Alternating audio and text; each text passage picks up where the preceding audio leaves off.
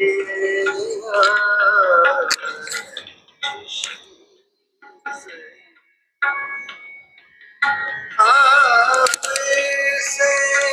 मुझे छूटे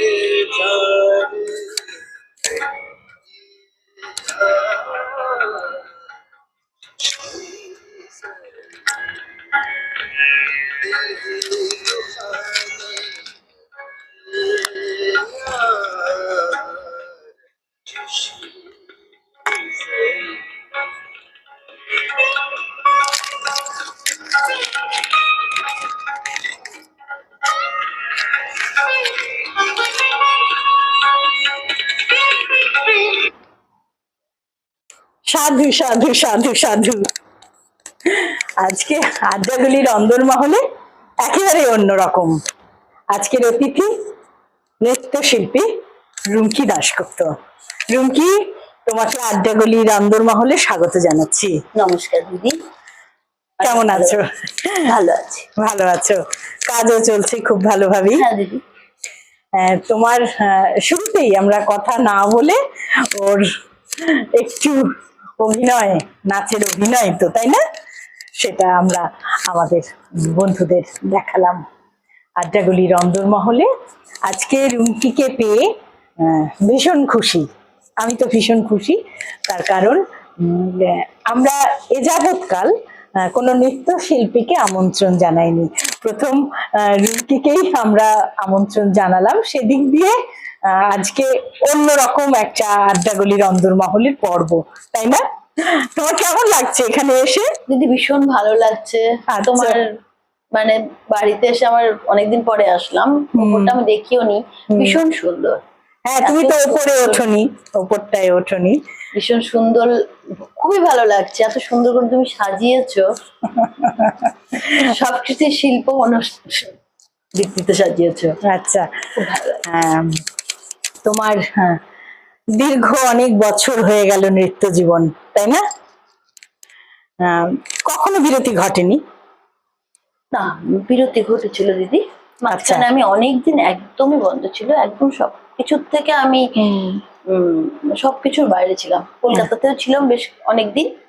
না, সেটা তোমার একটা প্রতিবন্ধকতা তো ছিল বা এখনো আছে, এবং সেটা নিয়েই তুমি লড়াই করছো। কিন্তু অনেকদিন একদম শিল্প জগৎ থেকে, আমি নৃত্য জগৎ থেকে আমি বাইরে ছিলাম, বিচ্ছিন্ন ছিলে, একদম বিচ্ছিন্ন। সেটা অনেক বছর হয়ে গেল। হ্যাঁ, আবার এখন শুরু হয়েছে, অনেকদিন হলেও শুরু হয়ে গেছে। আচ্ছা, তো তুমি খুব অল্প বয়সে তোমার এই নাচের জগতে প্রবেশ, আমি যতটা জানি। কেননা তুমি তো আমার শুধুমাত্র আজকের অতিথি নয়, তার ঊর্ধ্বে অনেকটা, তাই না? তো তোমার নিজের মুখে আজকের বন্ধুদের, আমাদের তোমাকে বলতে হবে যে তোমার এই নাচের শুরুয়াতটা, সেই ছোট্ট ছোট্ট পায়ে নাচ, ছোট্ট ছোট্ট হাত দিয়ে তোমার এই প্রদর্শন, সেগুলো তোমার বাড়ির থেকে উৎসাহ, এই সবটা আর কি, শুরুর দিকটা, একেবারে শুরুর দিকটা জানতে চাই। আমরা 3 বোন, আমি বড়। বাবা রেলওয়েতে ছিলেন, আমরা রেল কোয়ার্টারে ছিলাম। তো আমি একদম ওই 3-4 বছর বয়স থেকে নাচ করি, খুব ছোট থেকে। তোমার একদম ছোট, মানে তখন তুমি ভালোবেসে ছোট থেকে যেরকম জোর করে করাতে হয়? না না, ভালোবেসেই করতাম।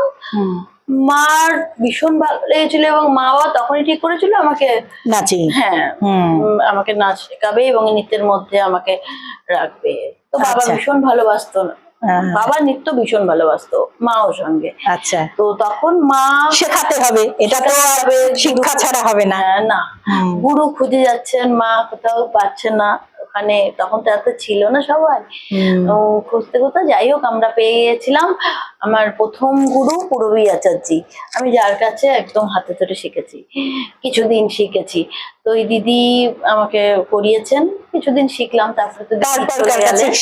তারপরে আমি টুকটাক এদিক ওদিক ঠিক মতো পারছিলাম না, একবারে চলে গেলাম হচ্ছে রুনু মশাই, রুনু ভট্টাচার্য মাস্টারমশাই, ওনার কাছে। উনি আমাকে, আমরা ভর্তি হলাম এক জায়গায় শিলিগুড়িরই, তো ওখানেই যেতাম, ওখানে শিখতাম। আমরা করতে করতে হঠাৎই কোনো একটা কারণবশত মাস্টারমশাই, এত চাপ ছিল তখন, তো এদিকে স্কুলটা অফ হয়ে গেল। সঙ্গীতা দিদিকে আমার আরেক গুরুমা সঙ্গীতা দিদিকে ওটা হ্যান্ড ওভার করে দিল। তো আচ্ছা। দিদি ওখানে শেখালো, দিদির কাছেই শিখছিলাম। ও তার মানে তুমি সঙ্গীতা চাকিরও ছাত্রী? হ্যাঁ। আচ্ছা, তো পাশাপাশি তুমি আবার শেখাচ্ছিল পরবর্তীকালে, হ্যাঁ, শিখতে শিখতে তুমি বিভিন্ন প্রতিযোগিতায় তুমি নাচ করছো, Yes. প্রচুর তুমি পুরস্কার পাচ্ছো, অনেক। হ্যাঁ অনেক ভালোবাসা রেলওয়ে পেয়েছো। প্রতিটা প্রোগ্রাম ওখানকার, তখন এত কম্পিটিশন ছিল না, তবে ভালো সুন্দর একটা সুষ্ঠু সাংস্কৃতিক পরিবেশ ছিল তখন। এখনের মতন যে নানা রকম উল্লাসতা বিভৎস কিছু ওরকম না, ভীষণ সুন্দর একটা পরিবেশ ছিল। যেটা তো তাই আমরা তখন সেখানে আমি অনেক রেলওয়ের প্রোগ্রাম করেছি, এমনি নিজস্ব অনেক কিছু করেছি, বাইরেও তো গিয়েছি পরবর্তী পর্যায়ে। তো ওখানে এটা তখন তুমি স্কুলে পড়তে? হ্যাঁ হ্যাঁ, স্কুলে পড়তে সবকিছুতেই আমি বাইরে, খুব ছোট থেকেই বাইরের আচ্ছা। প্রোগ্রাম গুলো করছি আমি। তো তারপরে ওখান থেকে মাস্টারমশাইয়ের বাড়ি, মাস্টার চলে গেলেন দূরে, দিদিও ওখান থেকে ওই স্কুল করতে হলো, ওখান থেকে চলে গেলাম না দিদির বাড়িতে। আচ্ছা। তো সঙ্গীতা দিদির বাড়িতেই শিখতাম। তো ওখান থেকে আবার মাস্টারমশাইয়ের ওখানে, মানে দুজনের কাছেই করতাম। তো ওখান থেকে সবকিছু করার পর পরবর্তী ইয়েতে ওনারা তো ছিলেনই, আমি সন্তোষ মহারাজের কাছে ভর্তি হলাম। সন্তোষ মহারাজের কাছে ভর্তি? লখনৌ ঘরানা? লখনৌ ঘরানা। আচ্ছা। আমরা লখনৌ ঘরানারই কত্থক করি। তো মাস্টারের কাছে গুরুজির কাছে করলাম, তো ওখানেই অনেক শেখা। আচ্ছা, মানে তোমার বাড়িতে মা বাবার কাছে প্রচুর তুমি অনুপ্রেরণা পেয়েছো, প্রচুর। আর পাশাপাশি নিজের উৎসাহ, যেটা ভীষণ ভাবে দরকার, হ্যাঁ, তাই না? অনেক সময় যেরকম আমরা গান যখন ছোটবেলায় করতাম, রোজ রোজ রেয়াজ করতে ভালো লাগতো না, তাই না? কিন্তু তুমি নাচটা ভালোবেসে করতে। আচ্ছা, এবং নাচের জন্য পাগল ছিল? নাচের জন্য পাগল ছিলাম, এবং তোমরা দেখেছো হয়তো আমি অনেকটা বড় কলেজে, হ্যাঁ তখন দেখেছো। তার আগে আমি যেরকম নাচ আমাদের যেভাবে করাতো ওইভাবেই করতাম। তারপরে শিখলাম যে মিশ্রাজি, গোপাল মিশ্রাজি বললেন, গুরুজি বলতেন, দিদিরা বলতেইনি প্রথমে, তখন একটু সিরিয়াস হয়ে গেছি, বড় হয়েছে তো, ম্যাচিউরিটি এসছে, তখন ওই ধূপ জ্বালিয়ে ঘুঙুর পরে ধূপ জ্বালিয়ে এই জায়গাটা চাইছি যে প্রণাম করে আমি আর রেয়াজ শুরু করতাম একদম 10টা থেকে 11টার মধ্যে। তার আগে যা পড়াশোনা করার করে নিতাম, করে স্টার্ট করতাম, সেই যতক্ষণ চলতো, যতক্ষণ না আমি টায়ার্ড হতাম ততক্ষণ আমার চলতো। মানে ওটা তোমার মানে সাধনার জায়গা। সেখান থেকে আমি গিয়ে আবার সন্ধ্যাবেলাও অনেক করতাম, স্কুল থেকে ফিরে আবার করতাম, স্কুল থেকে ফিরেও করতাম। এটা একটা সময় করতাম, আর স্কুল লাইফে যখন ছিলাম তখন বিকেলে করতাম, আর ছুটির দিন করতাম। তারপর প্রোগ্রাম তো লেগেই থাকতো। প্রোগ্রাম লেগেই থাকতো। খুব বেশি কি প্রোগ্রাম করতে? আমি কিন্তু তখন খুব বেশি প্রোগ্রাম করতাম না। একটা সময় গিয়ে কি হয়েছিল, সেটা আমার ব্যাপার হয়েছিল যে একটা সময় আমি কত্থক তো করতাম, রবীন্দ্র নৃত্য করতাম। তো গুরুজিরা কত্থক যারা শাস্ত্রীয় নৃত্যের, তারা না অন্য নাচ করতে দিতে চেতেন না। তো যাই হোক, তার আগে একটা সময় আমি কিছু সেমি ক্লাসিক্যাল করতাম, সেটা কেউ তখনও শিলিগুড়িতে কেউ করেনি। আমি প্রথম ওই সেমি ক্লাসিক্যাল গুলো করা শুরু করলাম, না পিওর সেমি ক্লাসিক্যাল, এবং খুব মানে মানে তার মধ্যে কোনো খারাপ কিছু নেই, একদম মানে সোবার নাচ যেগুলো, মান্নাদের যেগুলো, হ্যাঁ সেই নাচগুলো করাতেই না ওটা একটা অন্যরকম একটা মাত্রা নিয়েছিল। এটা সত্যি কথা। মানে তুমি একটা সময় ভীষণ জনপ্রিয় হয়ে উঠেছিলে ওইটার পরে, ওটার ইয়ে থেকে তারপরে আমি পুরোপুরি পুরো গানের কাজটাকে একদম পুরোপুরি মনোনিবেশ করলাম। কাজটাকে পুরো মনোনিবেশ করেছি, কাজটাকে নিয়েই ছিলাম। আচ্ছা, হ্যাঁ। তারপর তুমি ধীরে ধীরে তোমার আসবো, তোমার নাচের স্কুলটা হয়ে গেল খুব অল্প বয়সে। আগেই স্কুল ছিল, এবং একটা না অনেকগুলো স্কুল হয়ে গিয়েছিল। তখন আমি ছোট, আমি করাতে চেতাম না, বাবাও করাতে দিতেন না, কিন্তু আমাকে জবরদস্তি সব কাকিমা, কাকু এবং যারা ছিলেন বড়রা, তাদের ছেলে মেয়েকে আমাকে শেখাতে হলো, তাই না? শেখাতে হলো। ওটা করতে করতে কি শেখাতে তুমি? কত্থক। এখন দেখ, আমরা ওয়েস্ট বেঙ্গলে থাকি, রবীন্দ্র নৃত্য শেখাতেই হয়। আর বাচ্চাদের স্কুল অনুষ্ঠান করাতেই হবে, বছরে একটা দুটো করাতেই। এই বিভিন্ন এবং তারা একটু স্ট্যান্ডার্ড হলে, বড় হলে, তখন হয়তো অন্য কিছু নাচ শেখাতাম, এখনো তাই। কিন্তু প্রথম পর্যায়ে তো ওই কত্থকটা একদম স্ট্রিম তাছাড়া একটু ফোক, একটু রবীন্দ্র একটু শেখাতে হতো। আচ্ছা, তোমার থেকে শুরুতেই আমরা বিভিন্ন ওর স্ট্রাগলে যাব, নানান রকম ওর শারীরিক প্রতিবন্ধকতা হঠাৎ করে শুরু হলো, সেটাকে অতিক্রম করে ও কিছুদিন বিরতি নিয়ে আবার ফিরে এসেছে, মানে এখন সমমহিমায় করছে, স্কুলও রয়েছে, সেগুলো ধীরে ধীরে শুনবো। কিন্তু তার আগে ওর বল দিয়ে যেটা ও করে ওর ভাষায়, আমি নাচের সবটা ভাষা জানিও না, পরিভাষা, প্রত্যেকটা স্ট্রিমের একটা করে পরিভাষা আছে, হ্যাঁ, সেই ওর মুখেই শুনবো আমরা, আপনারাও শুনুন। আচ্ছা, আমি একটু ধামার তালের একটা পরাণ করছি। হ্যাঁ, কি একটু ধামার তালের একটা পরাণ করছি। আচ্ছা। ঠিক আছে। ধি টা ধি টা ধা দি না দি না তা দে দে দাগে দে দাগে দে দাগে না দে তা দে তা তে তে কাতা গদি গেনে দা কাতা গদি গেনে দা গদি গেনে দা গেনে দা দা দা দে দে দাগে দে দাগে দে দাগে না দে তা তে তে কাতা গদি গেনে দা কাতা গদি গেনে দা গদি গেনে দা গেনে দা দা দা দে দে দাগে দে দাগে দে দাগে না দে তা তে তে কাতা গদি গেনে দা কাতা গদি গেনে দা গদি গেনে দা গেনে দা দা দা। খুব ভালো লাগলো। আর যারা নাচ জানেন তারা তো এগুলো জানেনই, তাই না? আমি যেহেতু নাচের মানুষ নই, আমার ভীষণ ভালো লাগলো। এবার আসি যে নাচ করছো, নাচের যারা নতুন নতুন নাচে প্রবেশ করছে, তাদের তো নিশ্চয়ই শরীরটা ভীষণ ভাবে Obviously. কি কি খেতে হয়, ওষুধপত্র, সাপ্লিমেন্ট তো ভালো মতো ফল, অবশ্যই ফ্রুটস খেতে হবে, ফ্রুটস ভেজিটেবল খেতেই হবে, তা নাহলে হবে না। প্রোটিনটা ভীষণ দরকার, প্রোটিন, ক্যালসিয়ামটা খুব দরকার, এই কারণ একটা প্রেসার পড়ছে হাড়ের উপর। প্র্যাকটিস করার পরে পা যখন ব্যথা করবে, গিয়ে লবণ গরম জলের মধ্যে লবণ দিয়ে পা চুবিয়ে রাখতে হবে কিছুক্ষণ। এবং পাটা একটা এক্সারসাইজ, আর একটু নার্ভের এক্সারসাইজের কখনো দরকার হয়, কিছু কিছু এক্সারসাইজ আছে সেটা করতে হয়, তাহলে পাটা মানে মানে ওর উপর চাপটা পড়ে না, ওটা রিল্যাক্স থাকে কিছুটা। তো এই জিনিসগুলো করতে হয়। আর অতিরিক্ত মাত্রায় কোনো জিনিসে প্রেশার দিতে নেই, এটা হচ্ছে বড় কথা।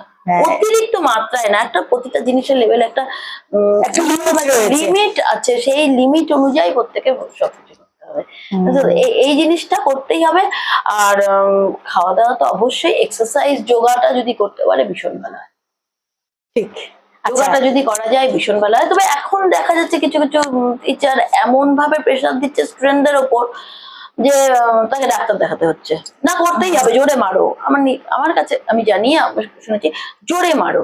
আরে জোরে এটা তো যুদ্ধ নয় যে জোরে মারবে না, অ্যাঙ্কলেট দিয়ে করতে হবে। যাই হোক, করে সে দৌড়াচ্ছে, ডাক্তারের কাছে দৌড়াচ্ছে, কি আর বলা যাবে। আচ্ছা, এটা শুনি যে নাচ করতে করতে হঠাৎ ছেড়ে দিলে তার নাকি ফ্যাট বেড়ে যায়, এগুলোর কি কোনো মানে না না, আমি যেমন বিভৎস প্র্যাকটিস করতাম, বিভৎস রে। আচ্ছা, তোমার কি যে প্রবলেমটা কি সেই কারণে? না না না না, একদমই না। আর আমি কি মোটা হয়ে গেছি? আচ্ছা, আমি তো এখন তো করি, ওদের শেখায়, কিন্তু সেই রেয়াজটা তো করি না, সেই রেয়াজ তো করি না। তাহলে কি আমি মোটা হয়ে গেছি বলো? তাহলে সেটা না, সেটাকে নিজেকে ফিট রাখতে হবে। আচ্ছা, কিন্তু তোমার যে একটা প্রতিবন্ধকতা রয়েছে, সেটা আর্থারাইটিস থেকে হয়েছে। সেটা যে একটা এই যে ডিফরমেশন, এই ব্যাপারটা, এটাকে কি বলে সায়েন্টিফিক, সেটা একটু? এটা রিউমেটিক আর্থারাইটিস সেরোপজিটিভ। আচ্ছা, সেরোপজিটিভ হলে এই প্রবলেমটা হয়। সবার একরকম আর্থারাইটিস না। এরকম আমি শুনেছি যে তাদের এরকম হয়েছে, তারা নাচটা ছেড়ে দিয়েছে, কিন্তু তুমি ছাড়োনি। না, আমি ছাড়বো না। সেই যে লড়াইটা করে যাওয়া, এটার জন্য কিন্তু একটা মানসিক শক্তি দরকার হয়। আর আমরা জানি যে আমাদের প্রচুর প্রতিবন্ধকতার মধ্য দিয়ে চলতে হয়। তোমারও কি প্রচুর প্রতিবন্ধকতা? প্রচুর, আমার সব দিক দিয়েই প্রতিবন্ধকতা, শুধু শারীরিক। হয়তো প্রথম জীবনে নয়, পরবর্তী জীবনে বড় হওয়ার পরে অনেক রকমের আসে, কিন্তু সেটাকে তো ওভারকাম করে চলতেই হবে। না, সবকিছু মেনটেন করতে হবে অবশ্যই। তুমি যখন একটা দিক দিয়ে তুমি শুধু থাকতে পারো না, শুধু তুমি নাচ ওটা নিয়ে থাকতে না, সবার সঙ্গে যারা আছে তাদেরকেও দেখে রাখতে হবে। হ্যাঁ, একটু গাফিলতি হয়ে যায় এদিক ওদিক, কিছু করার নেই, ওটাকে সবাইকে অ্যাডজাস্ট করতে হবে। আর আমি মনের জোরে করি, আমার মনের জোর, আমার ভগবান, আমার ঈশ্বর আমাকে সেটা মনে হয় আমার সেই জুগিয়ে দেন, কারণ আমি তার সঙ্গে কন্ট্যাক্টে থাকি প্রচন্ড। আচ্ছা, থাকার চেষ্টা করি। ধ্যান, মেডিটেশন প্রচন্ড দরকার। সবার দরকার। ওখান থেকে যে নিঃস্বার্থ ভাব, তার সঙ্গে যে আমার নিঃস্বার্থ ভাব, স্বার্থের ভাব নেই কিন্তু কোনো স্বার্থের সম্পর্ক না তার সঙ্গে আমার, সেই সম্পর্কটা থেকেই সে হয়তো আমাকে সেই একটা শক্তিটা দিয়েছে। আচ্ছা। মেন্টাল স্ট্রেংথটা সেই হয়তো দিয়েছেন, সেটা সবারই দরকার এই জিনিসটা। মনটাও অন্যরকম থাকে, মনটাও উদার থাকে। আচ্ছা, পুলসতা কোনো থাকে না তাতে। আচ্ছা, নাচ করতে গেলে মানে একদম খুব ভালো নৃত্যশিল্পী হতে গেলে মানে আমার মনে হয়, মানে এটা আমার ব্যক্তিগত উপলব্ধি, যে তাকে নাটকটা জানতে হবে, তাকে মানে অভিনয়, আর তাকে একটু ভীষণভাবে সংবেদনশীল মন, মানে আমি যেটা বলবো, তাকে কবিতাটাও খুব করে পড়তে হবে এবং মর্মে মর্মে অনুভবের জায়গাটা ছুতে হবে। সেক্ষেত্রে তোমার কি অবশ্যই মতামত? কথাগুলো বুঝতে হবে, কথাগুলো বুঝে ওটাকে ফিল করতে হবে, তারপর তো সেটা আমি অ্যাপ্লাই করবো। ফিল না করে তাহলে আমি অ্যাপ্লাই করবো কি করে, এটা বুঝতে হবে। কথার ভীষণ দাম। এই যে আমি একটু আগে যেটা করলাম, কথারই তো দাম হচ্ছে, কথাই সব আছে। যদি আমি অল্প একটু শুনেই করেছি, আমি জানতাম না আমাকে এটা করতে হবে, হ্যাঁ, কিন্তু ওটা তো কথাটাই দাম, তুমি শুনলে তো মানে সেই অভিনয়টাও যেমন প্রয়োজন, আবার তোমার অনুভবের জায়গাটাও দরকার, সেরকম অঙ্গ সঞ্চালন দরকার, সবকিছু সেরকম স্মার্টনেস। কত্থক ডান্সে প্রচন্ড স্মার্ট হতে হয়। ওই মাইকে যেমন বলতে হয়, বলতে হয়, পা ফুটওয়ার্ক, ফুট মাইক থাকে, সবকিছু ভীষণ স্মার্ট হতে হয়। স্মার্ট না হলে করা যায় না এটা। নাচ করতে গেলে আমার মনে হয় অটোমেটিক্যালি সবাই স্মার্ট হয়ে যায়। একটা তো বটেই, সবার সামনে অতই করলো দর্শক তাকে দেখছে, সবার সামনে সে ফোকাস হচ্ছে, হাইলাইট হচ্ছে, তো তাকে তো সব দিক দিয়ে কনসিয়াস থাকতে হবে। আমার মনে হয় তার যে রেওয়াজটা কনফিডেন্সটা, এই জায়গায় কনফিডেন্সটা আসে, তাই না? ওইখানে যে যত রেওয়াজ করে তার কনফিডেন্স সেখানে। আচ্ছা, হ্যাঁ।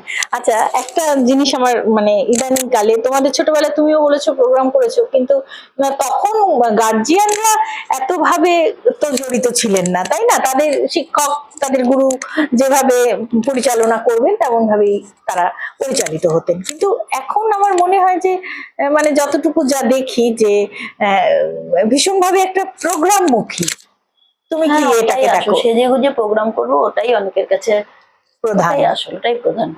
কি শিখলাম সেটা নয়, যে প্রতিটা প্রোগ্রামে বিউটি পার্লার থেকে সেজে এসেছে, এরকম আমি দেখেছি। আচ্ছা, সেই বিষয়ে মানে তোমার কোনো ঠিক নেই, বিউটি পার্লার থেকে সেজে এসেছে। আচ্ছা, সেক্ষেত্রে তুমি একজন অভিজ্ঞ নৃত্যশিল্পী হিসেবে বা শিক্ষিকা হিসেবে তোমার কি মতামত? মানে সাধনাটা, চর্চা, সেটাই আসল, সেটা যদি পরিপূর্ণতা লাভ পায়, সেটা যদি ঠিকঠাক হয়, এমনি তুমি বড় একজন শিল্পী হয়ে যাবে, তোমার এমনি প্রোগ্রামে আসবে, তুমি এমনি প্রোগ্রাম করতে পারবে, এবং প্রোগ্রামটা দেখে লোকে স্যাটিসফাই হবে। ওই অল্প শিখে ওরকম করে দ্বিতীয়বার কেউ কাউকে ডাকবে না। আর এবার তোমার যাত্রাটাও বেশি দূর হবে না যদি তুমি সেটাকে রিকভারি না করো, যে আমাকে শিখতে হবে, তৈরি হচ্ছে একটা ম্যাথটা যতবার প্র্যাকটিস করবে ততবার সেটার উপরে দক্ষতা বাড়বে। আমি যদি না করি, সেটা একটা পড়া বা একটা কবিতা মুখস্থ, যেটাই, ওটা যতবার পড়বে ওর কনফিডেন্স ততটা বাড়বে। এটাও সেম তাই। এখানে তো পুরো শরীর দিয়ে ব্রেনটাও করতে হচ্ছে, মুখটাও করতে হচ্ছে, মুখের অভিনয়টা, শরীর, সবকিছু করতে হচ্ছে। এটা হচ্ছে সবচেয়ে বড় ব্যাপার। যে সবাই মানে পড়াশোনায় ভালো সবাই হতে পারে, ডাক্তার, ইঞ্জিনিয়ার, পড়াশোনা ভালো করে করো, যার ব্রেন কম, মানে মেধা শক্তি কম, সেও যদি খুব পড়াশোনা করে, সে একটা জায়গায় দাঁড়িয়ে যাবে। কিন্তু এই শিল্প কিন্তু সবার কাছে আসে না। ঠিক, ওটা এই মা সরস্বতী সবার কাছে আসে না, ইনি বা আমাদের নটরাজ সবার কাছে আসে না। এটা একটা সৃজন শক্তি, তো এটা একটা নিজস্ব, সম্পূর্ণরূপে তোমাকে ঠিক থাকতে হবে। আরেকটা কিছু হোক, অভিনয় যেখানে ফুটে ওঠে সেরকম কিছু বলছি। মানে একজন নৃত্যশিল্পীকে আমি আজ প্রথম রিপ্রেজেন্ট করছি আড্ডাগলির অন্দল মহলে, তো সেখানে তার পারফরমেন্সটাই আমি দেখাতে চাই। তিতালের বলছি, দিন দিন দা ধা দিন দিন দা না দিন না দিন ধান দিকিটে তাকিটে দিকিটে তাকিটে দিকিটে কাতা গদি গেলে ধান দিকিটে তাকিটে দিকিটে তাকিটে দিকিটে কাতা গদি তাদে তাদে কাতা গদি গেলে তাদে তাদে কাতা গদি গেলে ধান তানে দানে তা ধানে তানে ধানে তানে ধা। ভাল লাগলো। নাচের মধ্যেই তোমার এখন জীবন, সংসার জীবন তো রয়েছে, আছে। তবুও মননে চর্চায় মর্মে মর্মে তুমি এই নাচটাকে এবং অবশ্যই সংসার হ্যাঁ, যাদের নিয়ে চলতে সেটা হয় তো আমাকে। থাকবেই। আর তোমার যে এই যে আর্থারাইটিসের ব্যাপারটা, সেখানে কি আলাদা করে তোমাকে তো ওষুধ নিতেই হচ্ছে, ওষুধ ছাড়াও তোমার আর কি কি করতে হচ্ছে সেক্ষেত্রে? এক্সারসাইজ করলে খুব ভালো হয়, সেটা আর আলাদা করে করা হয় না? আমার হয় না, কিন্তু করাটা উচিত। আচ্ছা। মাঝে মাঝে করি আমি, হ্যাঁ করতে হ্যাঁ। হয় না তা না, করি। আচ্ছা, এগুলো করতে হয় মানে তোমাকে? এখন করতে হচ্ছে না পেরে। আচ্ছা, তোমাকে এত স্টুডেন্ট তোমাকে পরিচালনা করতে হয়, তোমার যে একটা সংগঠন রয়েছে, স্কুল রয়েছে, সেখানে সেদিকটা সামলানো, সংসার সামলানো, প্লাস নিজেকে সামলানো, সবটা কি করে সম্ভব হয়? হ্যাঁ, আমি সময় করে নিয়েছি। যখন স্কুলের টাইম, এমনিতেও আমি খুব বেশি স্কুল করি না, কারণ হচ্ছে আমি যাদের যে কজনকে শেখাবো ভালোভাবে করাবো, এটাই। মানে আমি ওদের কিছু করাবো, আমি কিছু আমিও ভালো থাকবো, ওদেরও ভালো রাখবো, যাতে কেউ শিখতে পারে যতটুকু জানি, এটাই। আমি অনেক চ্যারিটি করি, সত্যি কথা বলছি, এটা আমি অনেক চ্যারিটি করি। অনেকে পক্ষে অসুবিধা তাদের আমি করাই, এটা আমার আছে একটা ব্যাপার। এরকম অনেকেই আছে, অসুবিধা না তোমার কোনো চিন্তা করতে হবে না, এটা আছে একটা ব্যাপার। তুমি শেখো নাচ, ভালোবেসে নাচ আর কি। হ্যাঁ, যেটা আমি ওদের তাই শেখাই। এবার ব্যাপার হচ্ছে আমি বাড়ির সময় করি যতটা পারি, সংসারে যতটা পারি সময় দিই, তারপরে ক্লাসের সময় গিয়ে ক্লাসের ওটাও করি। তবে হ্যাঁ, ফাঁকা সময় পেলে ওদের ডেকে নিয়ে একটুখানি প্র্যাকটিস করি, এই হচ্ছে ব্যাপার। কারণ প্রোগ্রাম লেগেই থাকে, ভালো লাগে থাকতে। আর সবচেয়ে বড় কথা কি জানেন, ওই ছোট ছোট বাচ্চাগুলো, ওরা আমাকে খুব, বা ছোট, একদম ছোট, এবং যারা কলেজে পড়ছে বা স্কুলে পড়ছে, ওরাও তো বাচ্চা আমার কাছে ছোট, ওরা আমাকে খুব আরেকটা প্রাণ শক্তি দেয়। ওদের সঙ্গে থাকলে আমি খুব ভালো থাকি, কারণ ওদের ওই সুন্দর ফুলের মতন মনটা, আর এত ভালোবাসা, এটা কি ছাড়া যায় না? তার মানে তোমাকে নাচ জীবনে অনেক কিছু দিয়েছে। মানে শুধু যে তুমি একজন নৃত্য শিল্পী শুধু তা নয়, তাই আমি না? ঢুকতে পারি না যেখানে শেখায়, ওরা তাড়াতাড়ি করে এসে আমার ব্যাগটাই ধরে নিয়ে চলে যাবে। আমি বলতে বাধ্য হলাম, আমি ভাবি, শুধু ফিল করি, ওরা তাড়াতাড়ি করে আসে, তাও ওটা নিয়ে ওদের মধ্যে লেগে যাবে যে না আমি ধরবো। এটা তো একটা ভালোবাসা না? একদম তাই, একদম তাই। ফিলিংসটা পাওয়া যায় না তো। ওই জায়গাটার মধ্যে তুমি কি তোমার শৈশব, মানে তুমি যে সময়, হ্যাঁ হ্যাঁ, ওদের মধ্যে আমি, ওই যে একজন বললো আমি তো ছোট ছোট রুমকি দেখছি রে স্টেজে, একজন বলেছে, আমার সিনিয়র একজন। তাই। আর যেমন বাবা, আমাদের মধ্যে বাবার নাম কাজল গুপ্ত, মা রত্না গুপ্ত। আমার বোনরাও আমাকে ভীষণ এনকারেজ করে, ভীষণ, ওদের কথা না বললেই নয়। হ্যাঁ, ওই বাবা যেমন তার খুব ভালোবাসতো নাচ, বাবা মা খুব ভালোবাসতো আমার নাচের মধ্যে। পরে আমার ছোট বোনও করেছে, নিজের ইচ্ছাটাকে দেখতে পেত, নিজের ইচ্ছার যে ভালোবাসাটাকে দেখতে পেত আমার বাবা। মানে তোমাদের নাচটা যেন সাংস্কৃতিক মা বাবার ভেতরে, মানে ইচ্ছে হয়েছিল মনের বাজারে। হ্যাঁ, ইচ্ছে হয়েছিল মনের বাজারে। এখনো শ্বশুর বাড়িতে আমি তো ওখানে থেকেই তো করছি সবকিছু, এখন যা করছি আপনার মানে ওই বাড়িতে থেকেই, ওখান থেকেই করছি। আমার শ্বশুর মশাই অসুস্থ, উনি দীপক দাশগুপ্ত, উনিও আমাকে অনেক কিছু হেল্প করেছেন। বাবা সুস্থ ছিল যখন, হাজবেন্ড শুভজিৎ দাশগুপ্ত, আর ছেলে আমার সঙ্গেই থাকে সবসময়, ও আমার অসুবিধা সুবিধা সবসময় হেল্প করে। এই হচ্ছে একজন নৃত্যশিল্পী নানান রকম সম্পর্কের জালে বেঁধে থাকে, তাই না? শিল্পী এখন, হ্যাঁ, যে আমরা একটা সম্পর্কে জালে সবাই বেঁধে আছে, ওটাও একটা অভিনয়, ওটাও একটা আর্ট। সত্যি কথা, ওটাও যেমন একটা আর্ট। যেমন শিলিগুড়িতে তুমি যার কাছে শিখতে, তিনিও এখন নাচ করছেন, তুমিও করছো, যে যার মতো সমহিমায় নাচ করছে, কিন্তু কোথাও না কোথাও যেন বন্ধনটা রয়েছে, তাই না? রয়ে গেছে। অনেক কথা হলো তোমার সঙ্গে, খুব ভালো লাগলো। তোমার নৃত্য জীবন সুদীর্ঘ হোক, তাই না? সমস্ত রকম প্রতিবন্ধকতা তুমি অতিক্রম করে, শারীরিক যা যা সমস্যা রয়েছে, আমাদের প্রত্যেকেরই রয়েছে, কিছু না কিছু সমস্যা নিয়েই আমরা চলাফেরা করি, তাই না? প্রত্যেককেই চলতে হয়, সেটা পথ কখনো মসৃণ হয় না, কর্কশ পথের মধ্যে দিয়ে প্রচুর আশেপাশে পাথর নুড়ি এগুলো পার করেই আমাদের যেতে হয়। কর্মটা যদি আগে একটা ভালো থাকে না, সেইভাবে যদি থাকে, ওটা কিন্তু থেকে যায়, সেটা কিন্তু পরে পাওয়া যায়। যেমন আমি বলছি, আমি যে আগে রেয়াজ করতাম, এখন কিন্তু আমি রেয়াজ করি না, কিন্তু ওই রেয়াজের যে প্রতিফলনটা, সেটা তো- স্টোরেজ, স্টোর যেটা ছিল ওইটা কিন্তু আমি এখন পাই।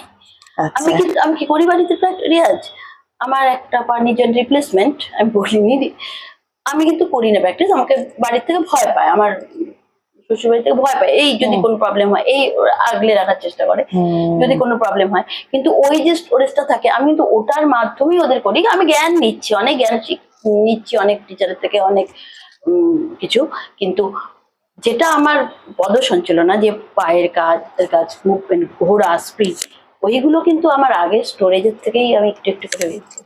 এইটা ওই জন্য করে কোনো জিনিস করে রাখলে সেটা ঠিক প্রতিফলন পাবে। একদম, মানে বলে না জীবনে কাজে লাগবেই। কোনো কিছু বিফলে যায় কোনো না। জিনিস বিফলে যায় না, কোনো জিনিস বিফলে যায় না। খুব ভালো থাকো রুমকি, তোমার মানে শক্তি আরো বৃদ্ধি হোক এবং তোমার পরবর্তী প্রজন্মে সেই শক্তি সঞ্চারিত হোক, এরকম ধন্যবাদ। চাইবো।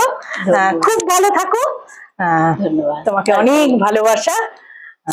আড্ডাগুলির অন্দরমহলে আজকে প্রথম নৃত্যশিল্পীকে আমরা পেলাম, ইনফ্যাক্ট আপনারাও পেলেন, এটা একটা আমাদের নতুন পাওনা। নতুন ভাবে যারা আমাদের এই আড্ডাগুলির অন্দরমহলে আসতে চান তারা কিন্তু যোগাযোগ করতে পারেন। সব শিল্পীদের এখানে স্বাগত, আপনারা যারা আসতে চান যোগাযোগ করতে পারেন। সকলে খুব ভালো থাকবেন। আড্ডাগুলির অন্দরমহলে আজ এই পর্যন্তই। নমস্কার। নমস্কার।